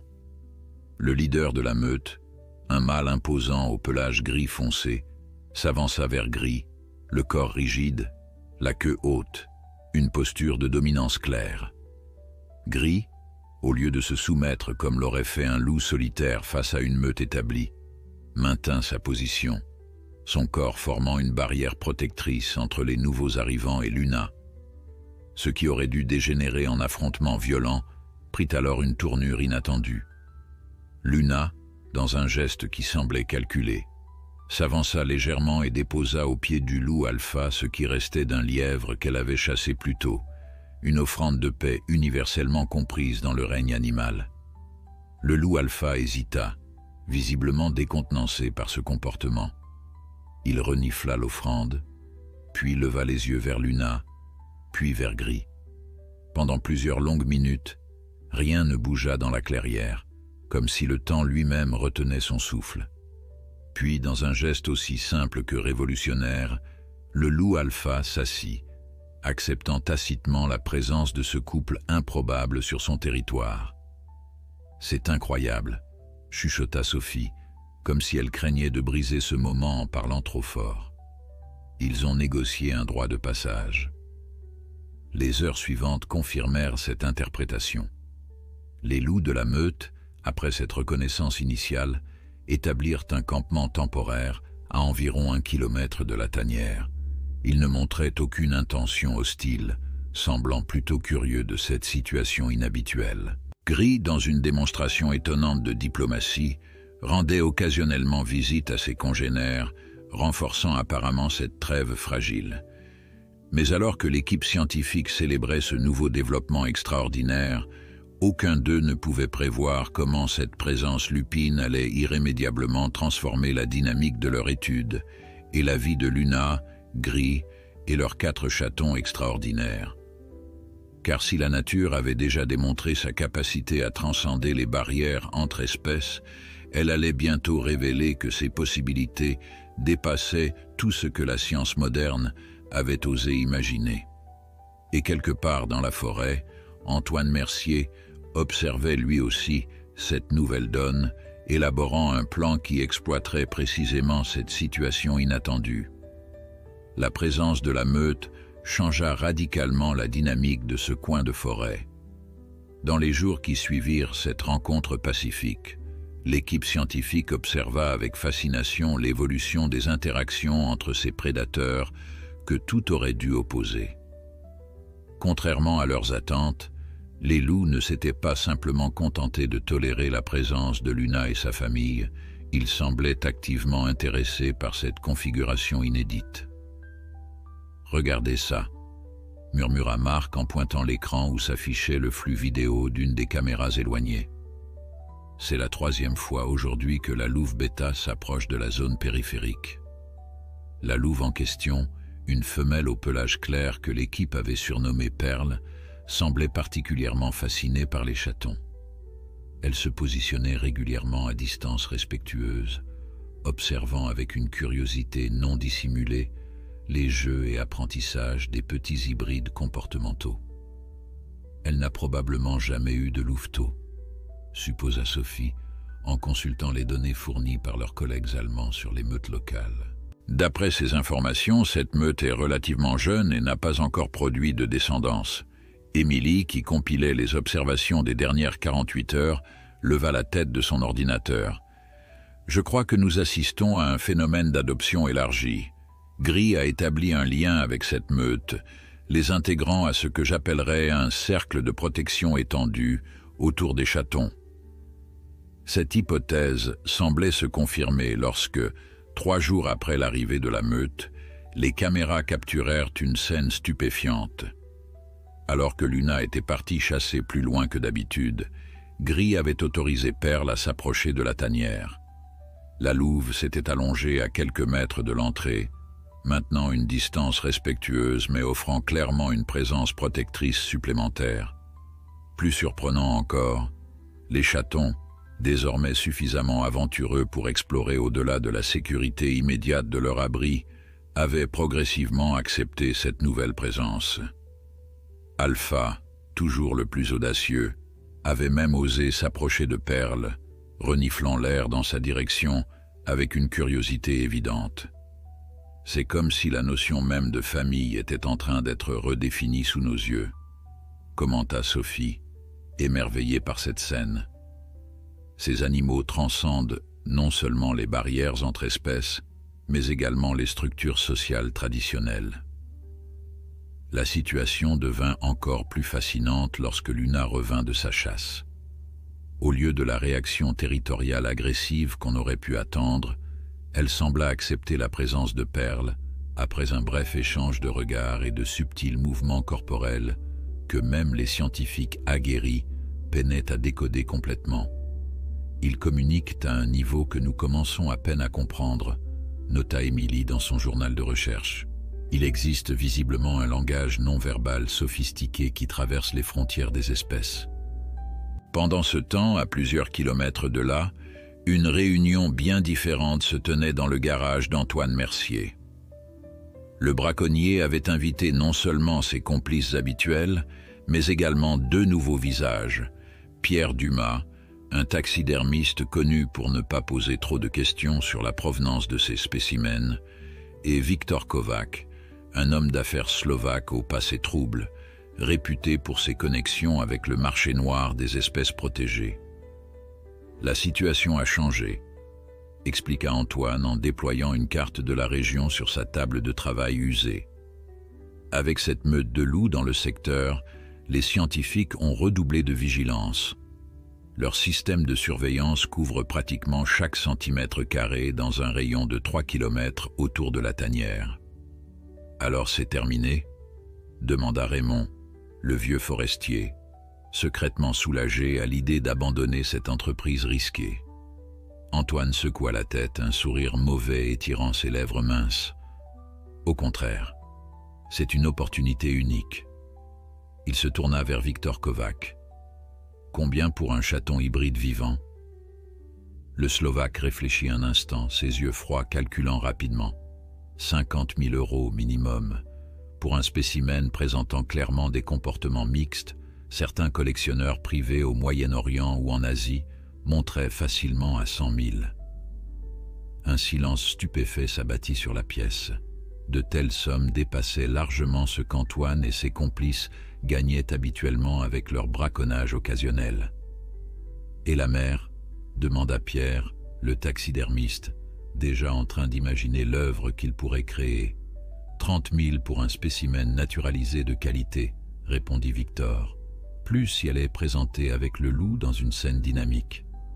Antoine frappa la table du plat de la main, son excitation à peine contenue. « Voilà pourquoi nous ne pouvons pas abandonner. Mais nous devons être plus malins que ces scientifiques et leurs gadgets. » Son plan, élaboré au cours des jours précédents, était aussi simple qu'efficace dans sa cruauté. Utiliser la présence de la meute comme diversion. En provoquant une confrontation entre les loups nouvellement arrivés et les gardes forestiers, il créerait une fenêtre d'opportunité pour s'approcher de la tanière et capturer au moins un des précieux chatons. Ce que ni Antoine ni ses complices ne pouvaient prévoir, c'est que leur complot avait un témoin involontaire. Julien, le plus jeune du groupe, avait invité son cousin Thomas à la réunion, pensant impressionner ce jeune étudiant en biologie avec ses connexions dans le monde de la chasse. Mais Thomas, horrifié par ce qu'il entendait, avait discrètement enregistré la conversation sur son téléphone portable. Pendant ce temps, dans la forêt, une dynamique fascinante continuait à se développer entre Luna, Gris, les chatons et la meute de loups. L'équipe scientifique avait été stupéfaite d'observer comment Alpha et Nova, particulièrement attirés par l'influence lupine, avaient commencé à imiter les comportements sociaux de la meute. Lors des séances de jeu, ils reproduisaient les rituels de soumission et de dominance caractéristiques des loups, tout en conservant l'agilité et les techniques de camouflage héritées de leur mère lynx. Plus surprenant encore, lors d'une sortie d'apprentissage, les caméras avaient capturé une scène qu'Emily qualifiait de coopération pédagogique interspécifique. Gris et l'alpha de la meute, côte à côte, démontrant aux chatons comment coordonner une approche silencieuse vers une proie potentielle. Luna, perchée sur un rocher en surplomb, complétait la leçon en illustrant la technique d'embuscade propre aux félins. C'est comme s'ils avaient consciemment décidé que ces petits bénéficieraient d'une éducation enrichie par différentes perspectives, remarqua Sophie, incapable de contenir son enthousiasme scientifique. Ils créent littéralement une nouvelle culture de prédation. Mais c'est l'interaction entre Perle, la louve bêta, et les chatons qui captivait le plus l'attention des chercheurs. Au fil des jours, elle avait progressivement assumé un rôle de tante ou de gardienne secondaire, permettant à Luna et Gris de s'absenter simultanément pour chasser ou patrouiller. Les chatons l'avaient complètement accepté, Au point qu'Ombre, le plus petit mais le plus affectueux, s'endormait souvent blotti contre son flanc. Ce comportement remet en question tout ce que nous pensions savoir sur l'exclusivité territoriale et la compétition interspécifique, nota Marc dans le rapport hebdomadaire qu'il préparait pour leurs financeurs. Ces animaux ne se contentent pas de coexister, ils collaborent activement pour le bénéfice des jeunes. Cette collaboration atteignit son apogée lors d'un incident qui aurait pu tourner à la catastrophe. Un après-midi, alors que les chatons jouaient à l'extérieur sous la surveillance de Perle, un sanglier adulte, animal potentiellement dangereux même pour des prédateurs expérimentés, émergea soudainement des fourrés.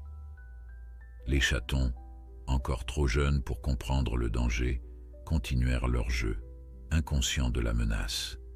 Perle réagit instantanément, se plaçant entre les petits et le sanglier. Mais au lieu d'attaquer directement, elle émit une série de hurlements courts et aigus, un appel d'alarme que l'équipe n'avait jamais entendu auparavant. En quelques secondes, 2 autres membres de la meute surgirent des bois, encerclant stratégiquement le sanglier qui, comprenant son désavantage, battit rapidement en retraite. Elle a appelé des renforts spécifiquement pour protéger les chatons, murmura Émilie stupéfaite. C'est un niveau de protection étendu sans précédent entre espèces différentes. Cet événement confirma ce que l'équipe commençait à soupçonner.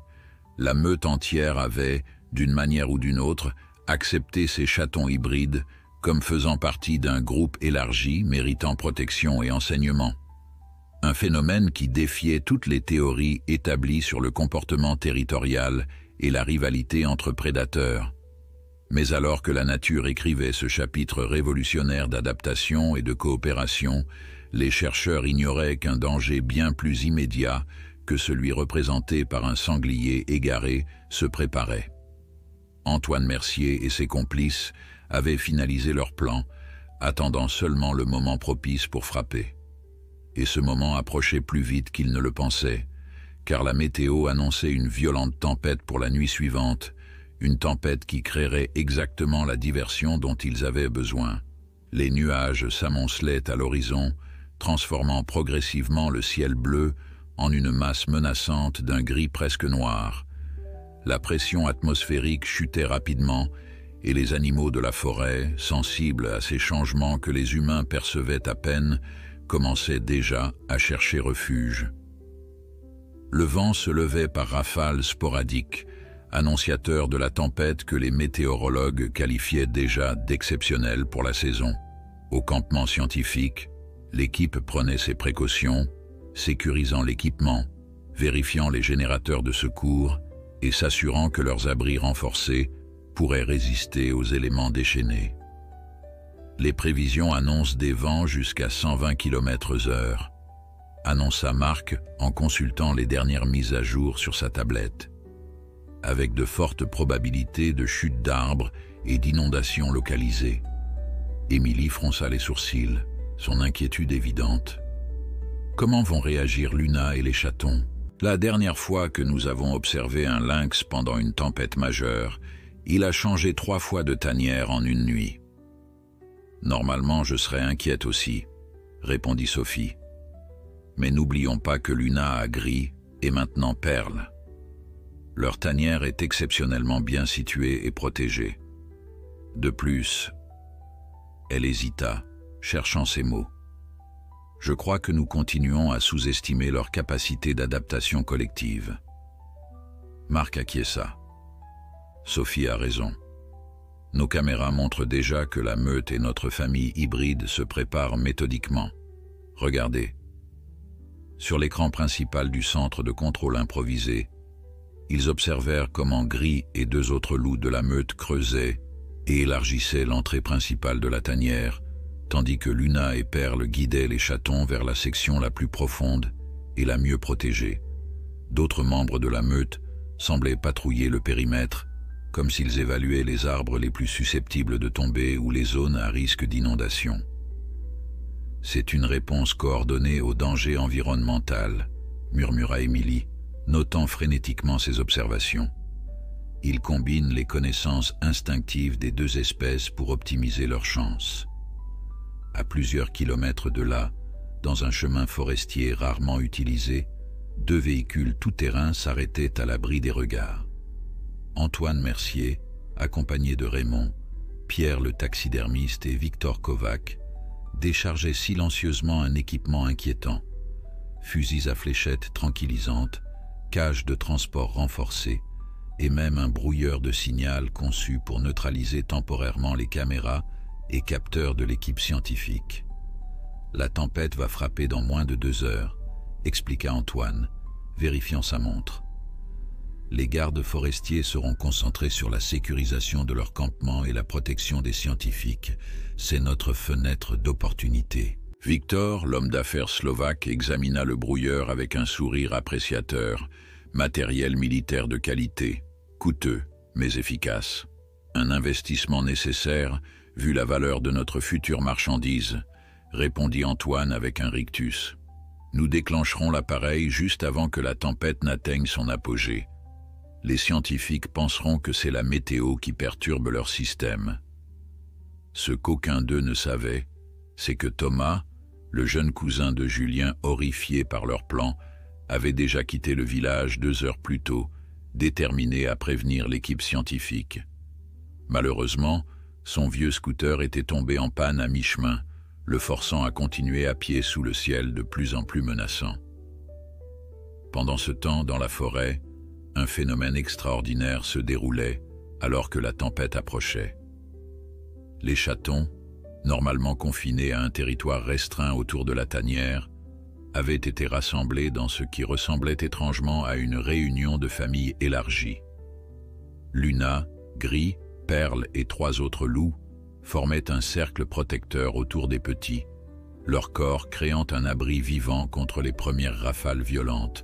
Plus étonnant encore, 2 des loups étaient partis en forêt et revenaient maintenant avec des proies fraîchement chassées, un lièvre et 2 écureuils qu'ils déposèrent au centre du cercle. Cette accumulation de nourriture avant la tempête démontrait une planification à court terme que les scientifiques n'avaient jamais documentée auparavant chez des prédateurs sauvages de différentes espèces, collaborant ainsi. C'est comme s'ils constituaient des réserves communes, nota Sophie, émerveillée. Une stratégie de survie collective. Les premiers éclairs déchirèrent le ciel, suivis presque instantanément par le grondement assourdissant du tonnerre. Luna, que Hans avait décrite comme terrifiée par les orages pendant sa réhabilitation, montrait maintenant un calme remarquable, sa concentration entièrement dirigée vers la protection de ses petits. Ombre et Nova, les plus sensibles des chatons, s'étaient blottis contre elle, tandis qu'Alpha et Soleil restaient près de Gris, comme s'ils cherchaient à imiter son attitude stoïque face aux éléments. La tempête s'abattit avec une violence soudaine sur la forêt. Les arbres ployaient sous les assauts du vent, certains craquant sinistrement avant de s'abattre dans un fracas de branches brisées. La pluie tombait en rideaux denses, transformant rapidement les sols en ruisseaux boueux.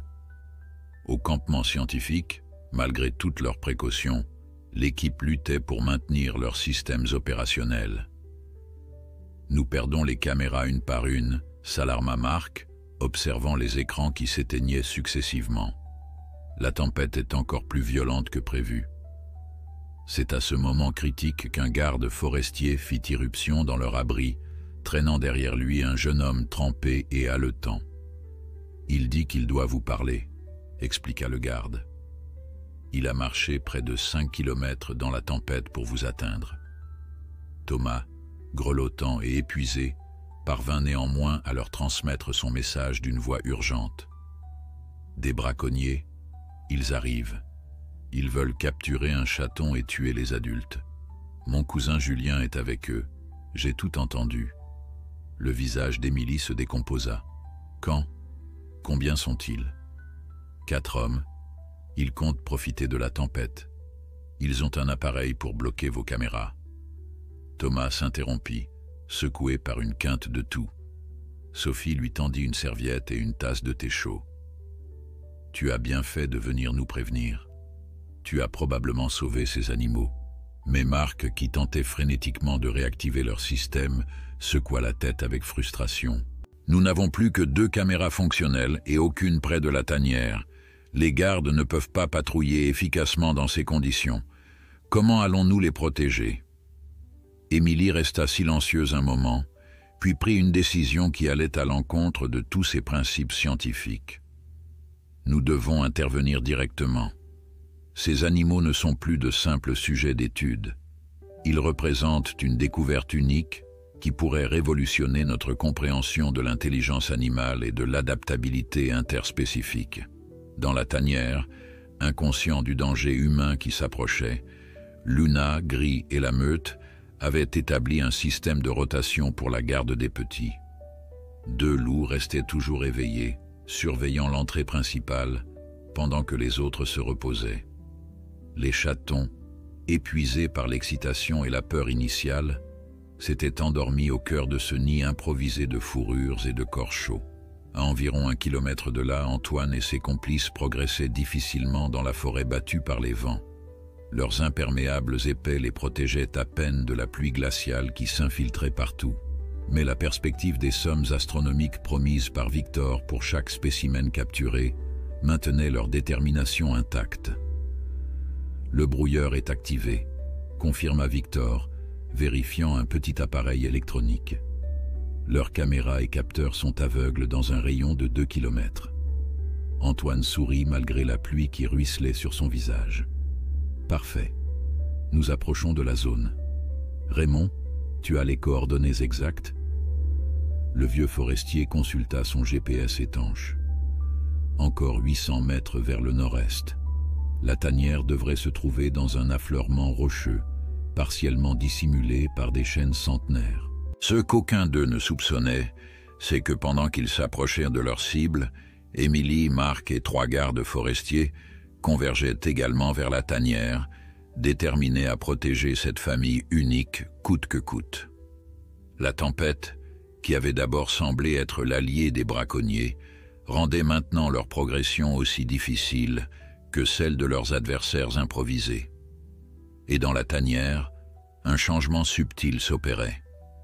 Perle, dont l'ouïe exceptionnelle avait peut-être capté des sons que même les instruments sophistiqués des scientifiques n'auraient pu détecter, se redressa soudainement, le corps tendu dans une posture d'alerte.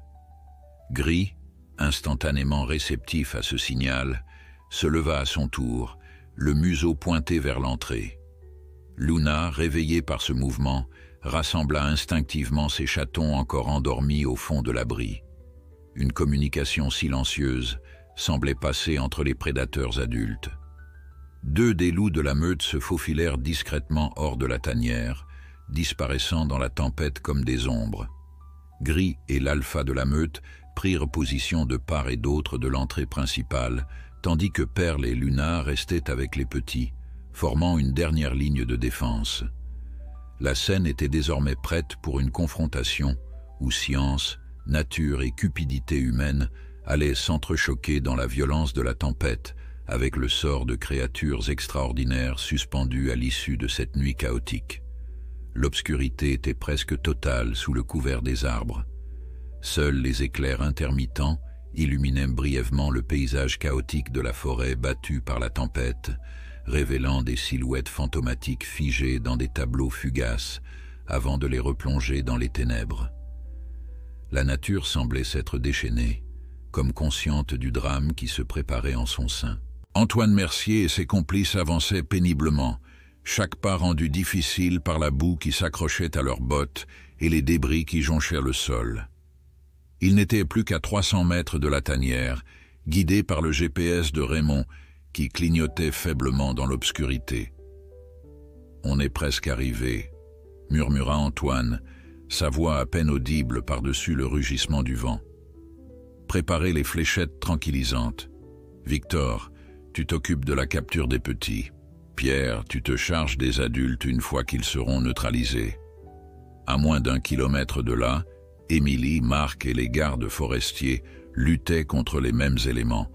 Leur progression était ralentie par la prudence nécessaire pour éviter les branches qui s'abattaient autour d'eux et les soudaines coulées de boue qui transformaient le sol en piège traître. Nos caméras sont toujours inopérantes, constata Marc avec frustration, vérifiant son téléphone portable. Le brouilleur des braconniers est efficace. Nous avançons à l'aveugle, admit Émilie, essuyant la pluie qui ruisselait sur son visage. Mais nous devons supposer qu'ils se dirigent directement vers la tanière. Pendant ce temps, à l'abri relatif de leur refuge naturel, les prédateurs avaient organisé leur défense avec une intelligence stratégique qui aurait stupéfié même les éthologues les plus expérimentés. L'alpha de la meute et un autre loup avaient disparu dans la forêt, contournant largement la zone pour approcher les intrus par derrière. Gris et Perle s'étaient positionnés à l'entrée de la tanière, partiellement dissimulés par des amas de feuillage détrempés créant une embuscade naturelle. Luna, à l'intérieur avec les chatons, les avait regroupés dans la section la plus profonde et la plus difficile d'accès. Mais ce qui se produisit ensuite dépassa tout ce que la science aurait pu prévoir. Alors que la tempête atteignait son paroxysme, Alpha, le plus développé des chatons, sembla percevoir quelque chose que même les adultes n'avaient pas encore détecté. Dans un comportement qui n'aurait jamais dû être observé chez un jeune lynx, il émit une série de vocalisations complexes qui ressemblaient étrangement à un hurlement de loup miniature, mais avec des inflexions félines. Immédiatement, ses trois frères et sœurs se regroupèrent autour de lui dans une formation défensive que l'équipe scientifique n'avait jamais observée auparavant. Luna, au lieu de faire taire son petit, sembla comprendre ce signal. Elle échangea un regard avec Perle, puis, dans une décision qui défie toute explication conventionnelle, elle laissa les 4 chatons sous la garde de la louve et se faufila hors de la tanière par une issue secondaire à peine visible, disparaissant dans la tempête. Antoine et ses complices n'étaient plus qu'à une centaine de mètres de leur objectif, lorsqu'un éclair particulièrement violent illumina la scène, révélant une vision qui glaça le sang du braconnier. Devant eux, comme surgis de nulle part, se tenaient 2 loups, leurs yeux reflétant la lumière de leur lampe frontale avec un éclat surnaturel. « Qu'est-ce que... » commença Raymond, mais sa phrase fut interrompue par un grognement profond qui semblait venir de partout à la fois. La stratégie des prédateurs se dévoila dans toute sa terrible efficacité. Les braconniers étaient pris en tenaille. Derrière eux, l'alpha de la meute et son lieutenant. Sur leur droite, surgissant d'un fourré, Luna, ses crocs luisants sous la pluie. Et devant eux, émergeant des ombres comme des spectres, Gris accompagné d'un autre loup. « Ils nous ont encerclés », souffla Victor, son assurance habituelle soudainement évaporée. « C'est impossible. » Antoine, son visage déformé par la peur et la rage, leva son fusil. « Ce ne sont que des bêtes. Ils ne comprennent rien à... » Sa phrase fut coupée net par un hurlement déchirant qui s'éleva au-dessus du vacarme de la tempête. Un son que même les braconniers expérimentés n'avaient jamais entendu, le cri de guerre coordonné d'une meute de loups mêlé au rugissement féroce d'un lynx adulte. Comme obéissant à un signal invisible, les prédateurs se mirent en mouvement simultanément. Non pas pour attaquer directement, mais pour exécuter une danse d'intimidation calculée au millimètre. Ils se rapprochaient, puis s'éloignaient, montrant leurs crocs puis disparaissant dans l'obscurité, créant une confusion psychologique dévastatrice. « Tirez !» hurla Antoine, la panique altérant sa voix. Il pressa la détente, mais dans sa précipitation, la fléchette se perdit dans les ténèbres. Ce fut à ce moment précis qu'Émilie, Marc et les gardes forestiers débouchèrent dans la clairière improvisée, leurs lampes puissantes balayant la scène surréaliste. « Police forestière !» cria l'un des gardes, son autorité à peine diminuée par les éléments déchaînés. « Posez vos armes immédiatement !» La confusion qui s'ensuivit sembla jouer en faveur des prédateurs. Profitant de la distraction créée par l'arrivée des humains, Luna exécuta une manœuvre fulgurante, bondissant sur Antoine avec une précision chirurgicale, non pas pour le blesser, mais pour arracher le fusil de ses mains avec ses puissantes mâchoires, avant de disparaître à nouveau dans les ténèbres. Simultanément, comme s'ils avaient répété cette stratégie pendant des semaines, les loups se rapprochèrent des autres braconniers, les forçant à reculer vers les gardes forestiers qui attendaient, menottes prêtes. C'est comme s'ils comprenaient exactement ce que nous essayons de faire, murmura Marc à Émilie, stupéfait par la coordination entre les différentes espèces et les humains qui tentaient de les protéger. Raymond fut le premier à capituler, jetant son arme et levant les mains. Pierre le taxidermiste suivit rapidement, visiblement soulagé d'avoir une excuse pour abandonner cette entreprise qui avait tourné au cauchemar.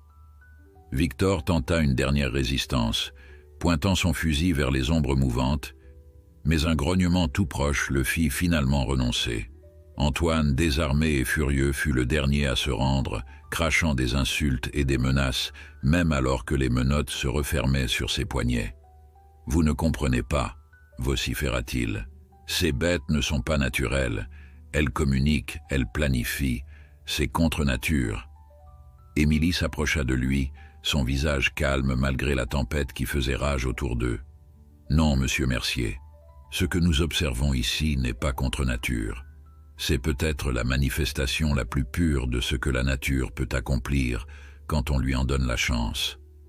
L'adaptation, la coopération, l'intelligence collective, c'est l'essence même de l'évolution. » Tandis que les gardes forestiers emmenaient les braconniers, Émilie et Marc restèrent en arrière, observant avec un mélange d'émerveillement et de respect professionnel comment les prédateurs, leur mission accomplie, se regroupaient lentement avant de disparaître dans la forêt battue par les vents. « Devrions-nous les suivre ?» demanda Marc, partagé entre la curiosité scientifique et le désir de respecter l'espace de ces créatures extraordinaires. Émilie secoua la tête. « Pas ce soir. Ils ont gagné le droit à leur intimité. Demain, quand la tempête sera passée, nous pourrons vérifier que tout va bien. » À la tanière, pendant ce temps, un tableau touchant se dessinait. Les 4 chatons blottis contre perles attendaient le retour de leur protecteur avec une patience étonnante pour leur jeune âge. Quand Luna, Gris et les autres loups revinrent enfin, ce fut pour assister à une scène qui aurait ému même l'observateur le plus détaché. Alpha, le petit leader, s'avança vers eux, et dans un comportement qui combinait parfaitement les rituels de bienvenue des loups et des lynx, frotta son museau contre celui de chaque adulte, reconnaissant leur rôle dans la protection de la famille. La tempête continua à faire rage pendant plusieurs heures encore, mais au sein de la tanière, la paix régnait. Luna et Gris s'installèrent de part et d'autre de leurs petits, tandis que les loups de la meute formaient un cercle protecteur autour d'eux. Dans cette configuration improbable, ces prédateurs que tout aurait dû opposer avaient non seulement transcendé les barrières de leurs espèces, mais redéfini la notion même de famille et de coopération dans le monde sauvage. À l'aube, lorsque les premiers rayons du soleil perçant finalement les nuages dispersés, ils révélèrent une forêt transformée, des arbres déracinés, des ruisseaux gonflés par les pluies, des sentiers effacés par les coulées de boue. Mais au cœur de ce chaos, la tanière et ses occupants extraordinaires avaient survécu intacts, protégés non seulement par la solidité de leur abri naturel, mais par une alliance que la science commençait à peine à comprendre. Émilie, observant à distance respectueuse la famille qui émergeait progressivement pour explorer leur environnement modifié, nota dans son carnet une réflexion qui résumait l'ampleur de leur découverte. Ce que nous avons le privilège d'observer ici n'est pas une anomalie, mais peut-être un aperçu de l'avenir de l'évolution, un futur où l'intelligence adaptative et la coopération transcendent les barrières que nous pensions immuables. Ces animaux ne sont pas seulement en train de survivre ensemble, ils inventent une nouvelle façon d'exister dans un monde en constante transformation. 6 mois s'écoulèrent depuis cette nuit de tempête qui avait marqué un tournant dans l'histoire de Luna, Gris et leurs extraordinaires chatons. L'été avait cédé sa place à l'automne, transformant la forêt des Vosges en une symphonie de rouges et d'or. Les chatons n'étaient plus de fragiles boules de poils, mais de jeunes prédateurs en plein apprentissage, leur taille ayant presque triplé depuis leur naissance. L'étude dirigée par Émilie Bertrand était désormais connue dans le monde entier comme le projet Harmonie, une référence à cette coexistence harmonieuse entre espèces que personne n'aurait cru possible auparavant. Ce qui avait commencé comme une observation discrète s'était transformé en un programme scientifique de grande envergure, attirant des chercheurs du monde entier venus observer ce phénomène unique. Le campement initial avait évolué en une station de recherche permanente, mais toujours située à distance respectueuse pour minimiser l'impact humain. Des caméras sophistiquées, certaines équipées d'intelligence artificielle pour suivre automatiquement les déplacements des animaux, documentaient chaque aspect de cette expérience évolutive sans précédent. Les résultats préliminaires sont stupéfiants, expliqua Émilie lors d'une vidéoconférence avec des collègues de l'université d'Oxford. Les chatons développent un répertoire comportemental qui n'existe nulle part ailleurs dans la nature. Ils combinent les techniques de chasse solitaire des lynx avec les stratégies de meute des loups, créant essentiellement une nouvelle niche écologique. Marc, qui analysait les données biométriques collectées lors des rares examens vétérinaires qu'ils avaient pu réaliser à distance, ajouta « Leur développement physique est également fascinant. Leur musculature suggère une adaptation unique, plus puissante que celle des lynx traditionnels, mais conservant l'agilité caractéristique de l'espèce. » Sophie, désormais responsable du programme d'observation comportementale, complétait le tableau. Le plus fascinant est leur structure sociale.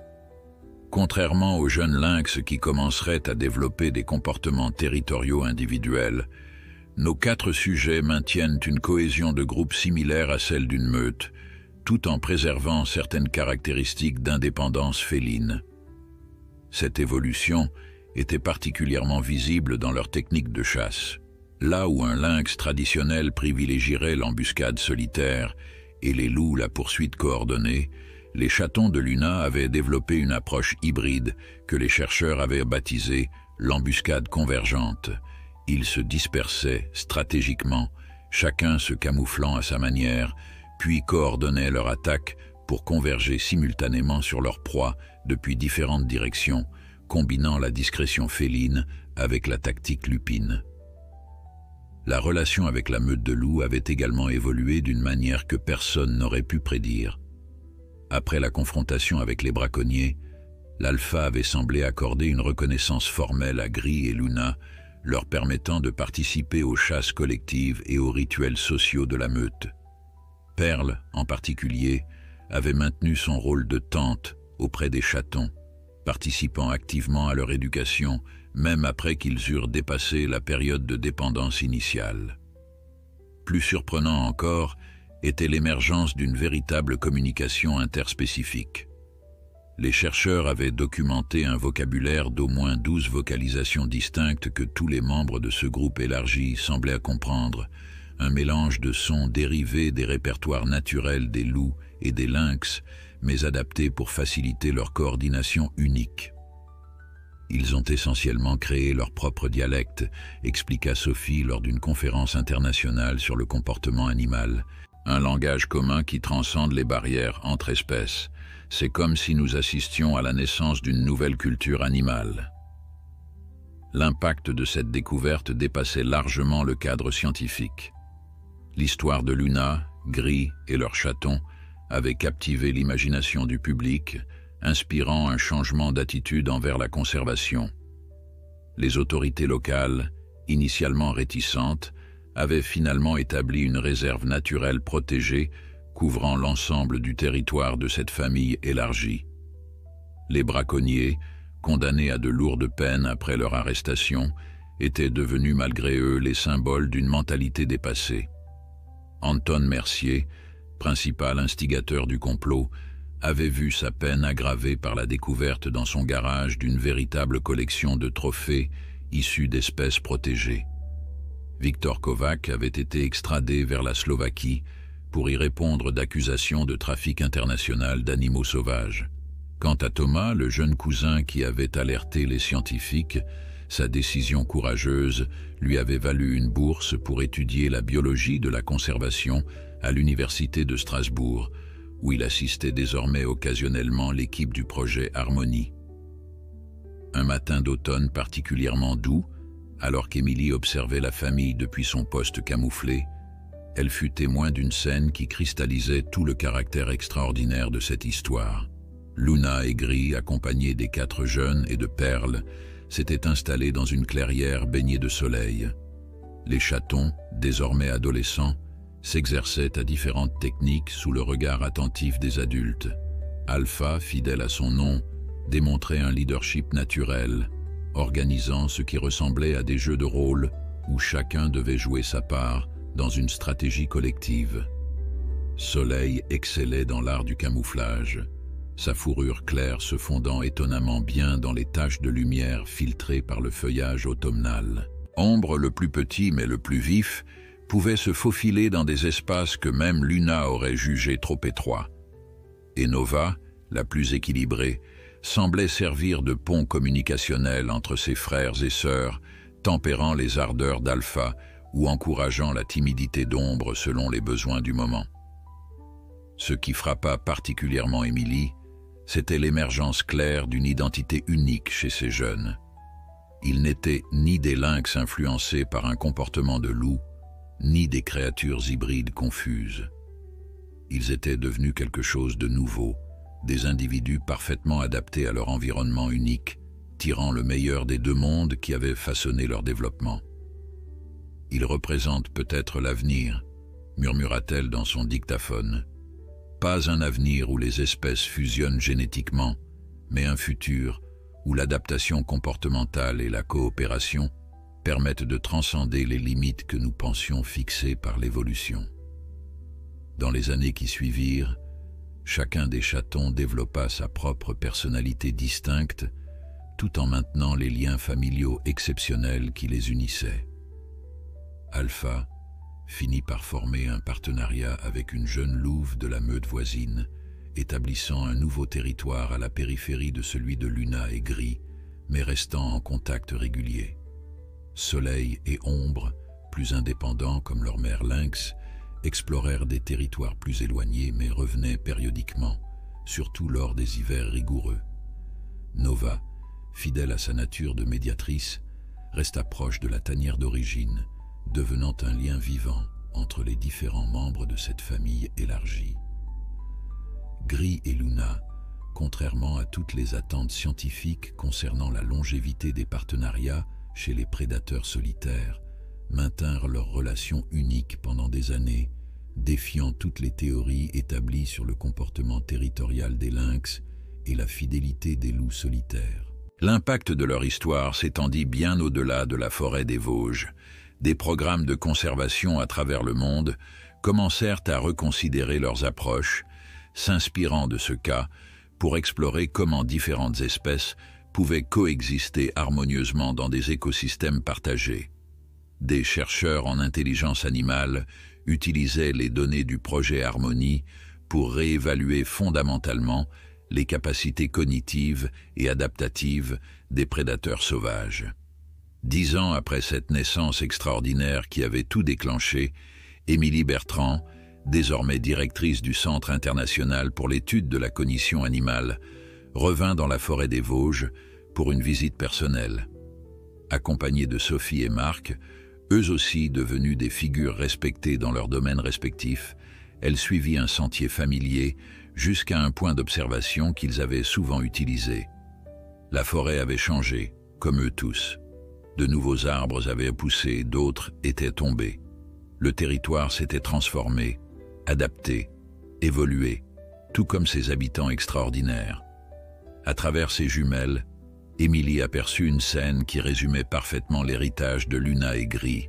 Dans une clairière baignée de lumière dorée, Nova, désormais adulte, surveillait ses propres petits qui jouaient avec les jeunes louveteaux de la meute locale. Ces nouvelles générations, qui n'avaient jamais connu autre chose que cette coexistence harmonieuse, perpétuaient naturellement ce que leurs parents avaient initié. La vraie découverte, dit doucement Émilie à ses collègues et amis, n'était peut-être pas que ces animaux pouvaient transcender les barrières entre espèces, mais que ces barrières étaient en grande partie créées par nos propres limitations de perception. Luna et Gris nous ont simplement rappelé que la nature trouve toujours son chemin et que ce chemin est infiniment plus riche, plus complexe et plus beau que tout ce que nous pourrions imaginer. Quelque part dans la forêt, comme pour confirmer cette réflexion, s'éleva un son unique, ni tout à fait le hurlement d'un loup, ni exactement le cri d'un lynx, mais une mélodie nouvelle qui portait en elle l'écho de deux mondes réunis et l'espoir d'un avenir où l'impensable devenait possible, simplement parce que personne n'avait dit que c'était impossible.